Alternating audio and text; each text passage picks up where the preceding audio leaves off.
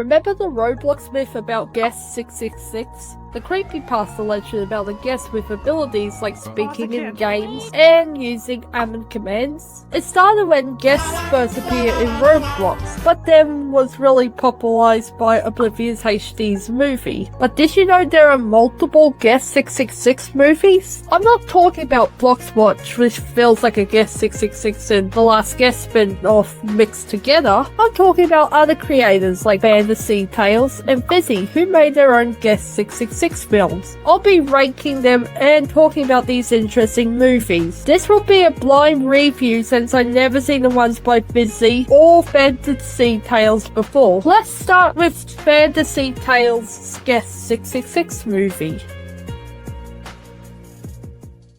It begins with a bacon-haired character strutting down the street like he's a runway model.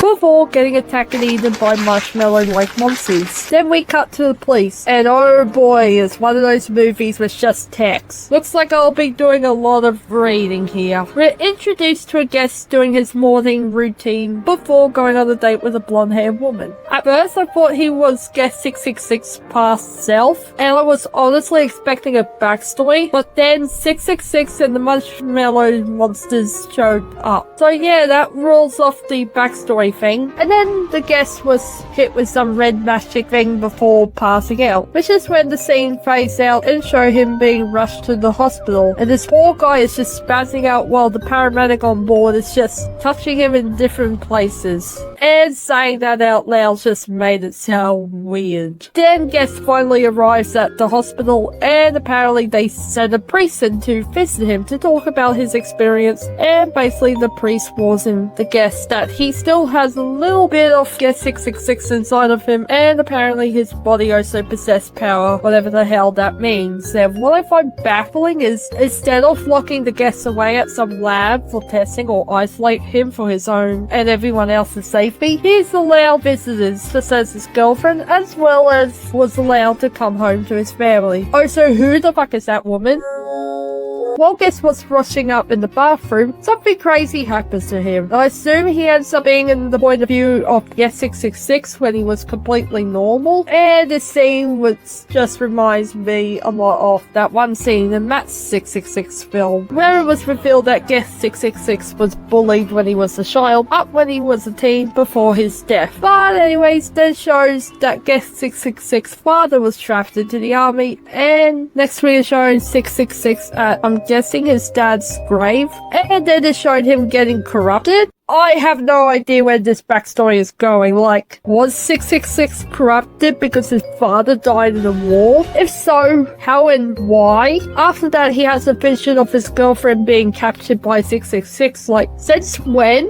Since when and how was she kidnapped? So after that out-of-body experience, Guest was taken to, I assume, to be the police station where they want him to help them. And so that night he ends up standing in the middle of the road with a sniper pointing at Guest, and he is surrounded by those marshmallow dudes again. Then that's where 666 appears, and him and Guest has a stare-off before Guest finally confronts 666 about the whereabouts of his girlfriend. Then 666 wants to do a trade with Guest. Basically, he'll give up his girlfriend, but Guest has to give up his life, which sounds like a really great trade. So great, in fact, that Guest agreed, and a portal that looks like it came from Dr. Strange appears, and none other than Guest's girlfriend falls out of it. Safe and sound, I think.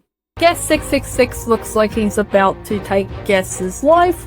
Do it. But then the police started shooting at the marshmallow fiends, and Guest used his powers to attack the creatures too, and then he just disappeared to blue magic, and he finds himself in the white void where Guest 666 thanks him. Okay, buddy. And it ends with Guest returning to his girlfriend, who is at the hospital. So, my thoughts about this film. I am completely lost and confused with the plot of the movie. It is interesting, but it's just confusing. The movie looks like it takes a bit of inspiration from Oblivious HD 666 movie, which is completely okay since it's not trying to be exactly like the film, unlike Rocky Hardy's Guest series where he completely copied both the plot from TLC and TBH.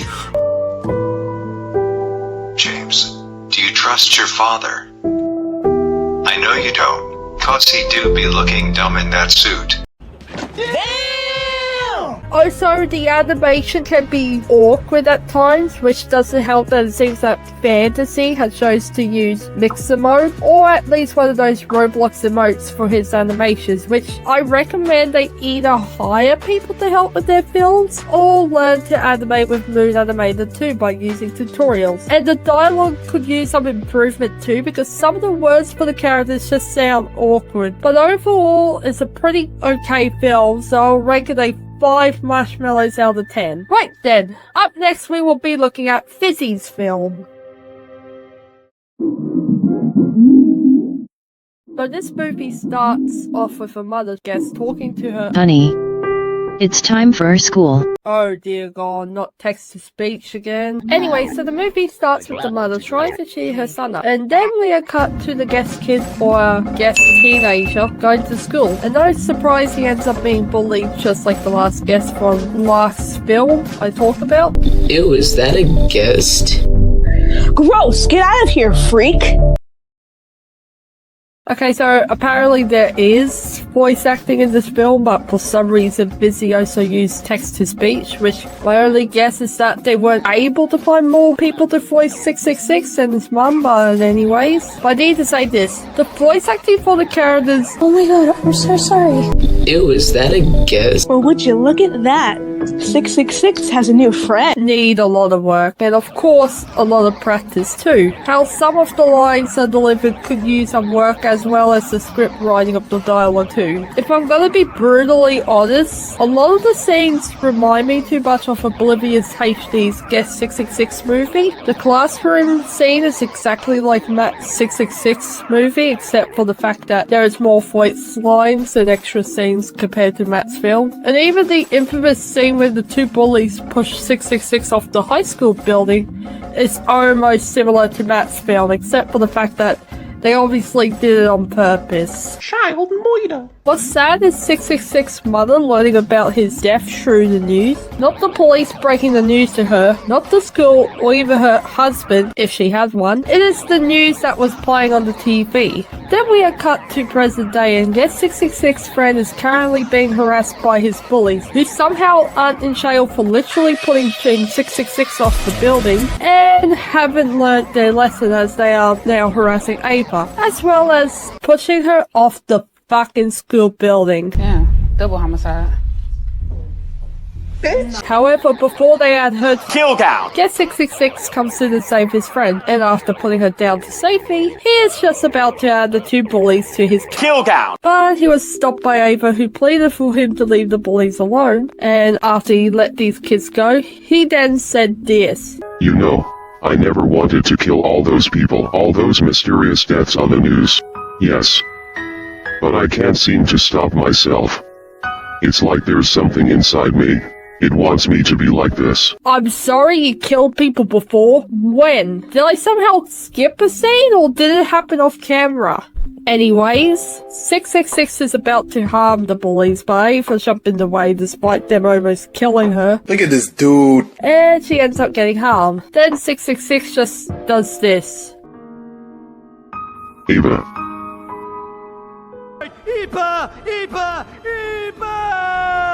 Yeah, can you see why I don't really like text-to-speech? Because it doesn't really work for scenes like this, especially when you want the characters to show emotion in their voices. Text-to-speech only really works on characters like robots, in my honest opinion. Ava wakes up at the hospital where the bullies are standing at her bed, and gives her a weak-ass apology. We're so sorry. And Ava, she just It's alright. I forgive you. forgives them? Like, instead of charging them for attempted murder and admitting to murdering Guest 666 when he was alive, she just forgives them and then ends with them going to school together. And I assume they are now friends. Which honestly pisses me off because even the bullies from that 666 movie was punished. And not just Get 666's past bullies, but Emily's surviving bullies were arrested and punished too. But overall, I'm just gonna give this film a 3 out of 10. Now, I'm gonna be checking out Oblivious HD's movie, which is going to be long since I'm also looking at part 2, so I'll try to make it go a bit quicker. So Matt's 666 movie begins with some boys named Ash, Sam, and Charles who have broken into the school to spray paint or draw on the chalkboards. I don't think that's how spray paint works. Then they end up being shot by Guest 666 himself.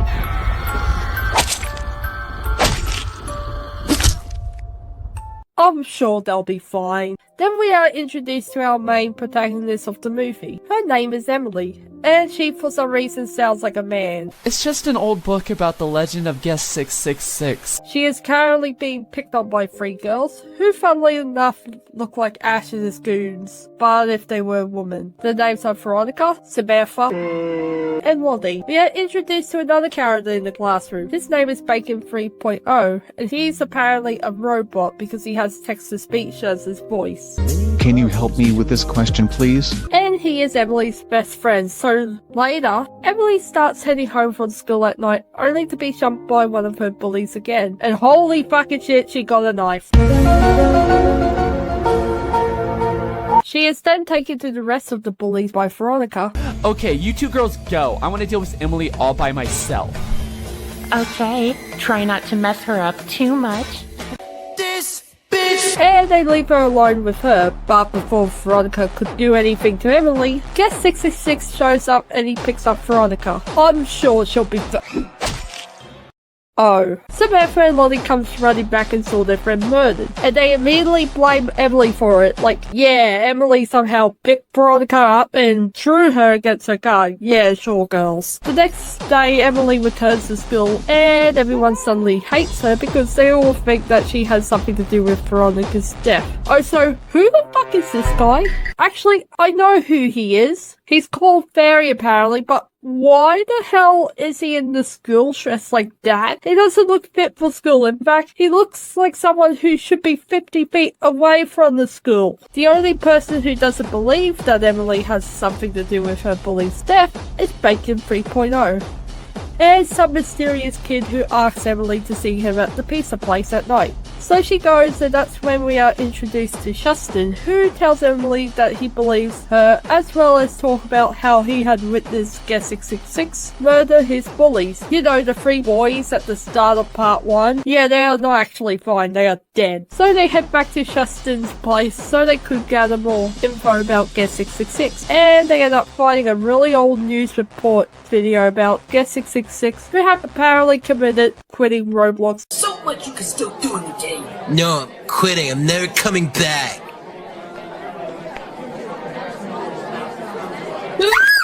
By jumping off the school building. Then 666 randomly appears, and so Shustin and Emily ran out of the room, but as they were about to run outside, 2 elderly guests were waiting for them. According to those guests, they apparently were eavesdropping on Shustin and Emily's conversation, as well as followed the kids home apparently, which I'm surprised that no one called the cops, because imagine you're just minding your own business and you see elderly men following these teens around. But before the elderly guests can say anything else, the 2 teens hear someone screaming from the high school. So Shustin and Emily quickly ran to the school to see what was going on, and that is where they encounter Emily's bullies, now picking on some random woman. No idea why, and I'm pretty sure it's not going to be just normal teasing or schoolyard bullying, because one of the girls just pulled out a knife. And these 2 idiots still believe that Emily killed their friend Veronica. Oh my god, who the hell cares?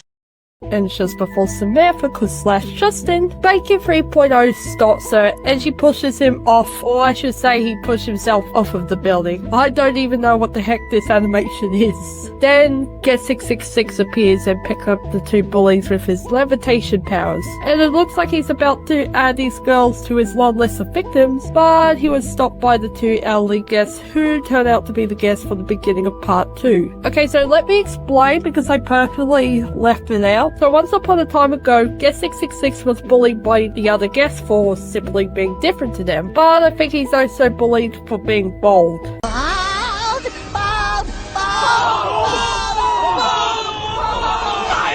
He was also bullied in a similar way to Emily, like being pushed against his locker by the guests because guests are assholes. Then he was later pushed off the school building by the same guests, falling to his death, and apparently according to the elderly guest, it was an accident. Yeah, sure buddy. I saw you two smiling when you guys pushed him off. I'm calling bullshit. No way that they actually felt horrible for what they did to him, and only felt sorry because he is going around murdering people who so happen to be bullies. Guest 666 ends up putting the girls down, who apologise to Emily for bullying her in the past, and the elderly guests as well as those girls end up being arrested because the elderly guests admitted to what they did in the past, and the girls, I mean, it's obvious why they are being arrested. Also, the elderly guests being arrested is basically a death sentence for them because, I mean, look how old they are. They ain't gonna last a year in jail. Then the two kids end up meeting 666 in the forest, so I guess to watch him disappear. I don't know what the fuck just happened, but I don't really care. I'ma get the fuck up out of here. Fuck this shit, I'm out. And later they meet up with Bacon 3.0 at the hospital, who is surprisingly alive and well. Then the movie ends with showing us Kid Guest 666 hanging out with a bunch of guest children, which I don't know what that ending is. Like, is that supposed to be 666 in the afterlife and reborn as a child? Or is that supposed to be a what if this never happened scene? No idea. My thoughts is the film is okay, but I wouldn't call it animation since there's barely any animation and it's mostly just people role-playing in the server. The only animation you can see in the movie is just Roblox emotes. The voice acting is also questionable, and the story is all over the place, but overall, it is an okay film. And this movie was made when Matt was a teenager and way before the Moon Animator plugin existed, as well as this is Matt's first film. So I'll just give it a 6 out of 10.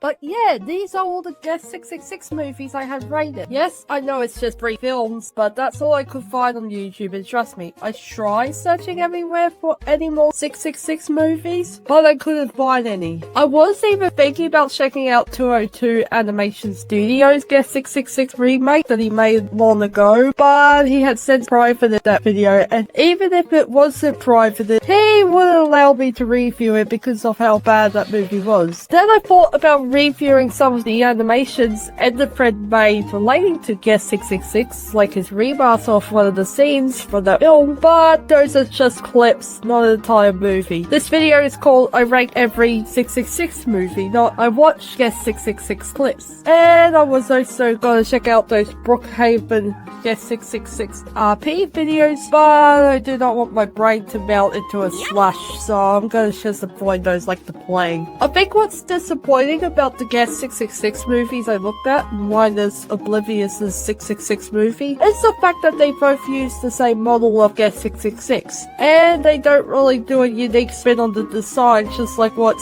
Soul Strife and Love did with the design, and even made their own story for it too, which is why I'm looking forward to seeing them in the next Forsaken update. Another thing about one of the 666 movies is that they don't do their own unique bit of the story, it just borrows Matt's story about a guest that was accidentally pushed off a building by 2 of his bullies. It would be great if someone did a unique spin of the series. I know that Fantasy Tales tried to at least move the story to a different direction for his Guest 666 film, which I praise them for that, even though I said earlier that it was all over the place, but at least they tried. But overall, I do hope you enjoyed this video, and please do show support by liking, commenting below, sharing the video, and as well as supporting me on Ko-Fi. And I'll see you next time. Bye!